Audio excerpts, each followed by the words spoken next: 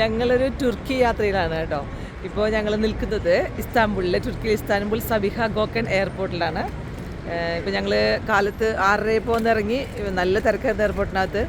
ഒരു 8:30 ആയി. ഇപ്പോൾ പുറത്തേക്ക് ഇറങ്ങി വന്നു കഴിഞ്ഞപ്പോഴേക്കും ഇത്രയും സമയമായി. അപ്പോൾ ഇതാണ് സബിഹ ഗോക്കൻ എയർപോർട്ട്. ഇത് ടാക്സി കിടക്കുന്നുണ്ട്. ഞങ്ങൾക്ക് ഇനി പോകേണ്ടത് ഇസ്താംബുളിലേക്കാണ്. അതിന് ഹവാ ബസ് പിടിച്ചിട്ടാണ് ഞങ്ങൾ പോകാൻ പോകുന്നത്. ഒരു 1.5 hour ട്രാവലിംഗ് ഉണ്ട് അങ്ങോട്ട് എത്താനായിട്ട്. അങ്ങനെ ഞങ്ങൾക്ക് ഹവാ ബസ് കിട്ടി. ഇതാണ് ഹവാ ബസ്. കണ്ടോ, നമ്മളെ ലഗേജ് എല്ലാം നമുക്ക് ഇവിടെ വെക്കാനുള്ള സ്പേസ് ഉണ്ട്. ഇപ്പോൾ നമ്മുടെ ലഗേജൊക്കെ ഇവിടെ കയറ്റി ഈ ഹവാ ബസ്സിലാണ് നമ്മൾ ടാക്സിമിലേക്ക് പോകാൻ പോകുന്നത്. ടാക്സിം സ്ക്വയറിലേക്കുള്ള ബസ്സാണ് ഈ കാണുന്നത്. ഇങ്ങനെ ഒത്തിരി ബസ്സസ് ഉണ്ട് ഇവിടെ, കണ്ടോ. അപ്പോൾ നമുക്ക് ഈസി ആയിട്ട് വളരെ കുറഞ്ഞ ചിലവിൽ പോകുകയും ചെയ്യാം.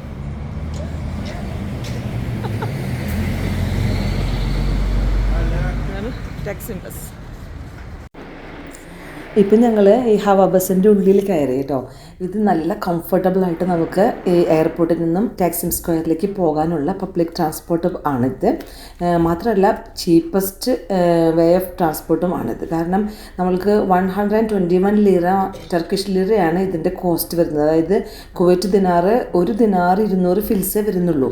നമ്മൾ ടാക്സി പിടിക്കുകയാണെങ്കിൽ നമ്മൾക്ക് വരുന്നത് 15-16 ദിനാറാണ്. 15-20 ദിനാർ വരെയാണ് ടാക്സി നമ്മളുടെ കയ്യിൽ നിന്ന് ചാർജ് ചെയ്യുക. അതായത് 1 hour ട്രാവലിംഗ് ഉണ്ട്.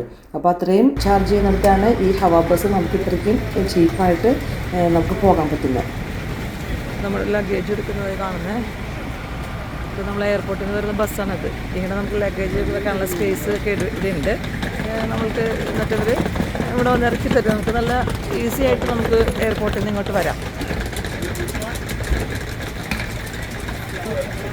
ഇയാളാണ് ഈ ഒരു ടാഗ് നമുക്ക് നമ്മുടെ ലഗേജ് വിടാനായിട്ട്. എന്നിട്ട് നമ്മൾക്ക് നമ്മുടെ ലഗേജ് കിട്ടും.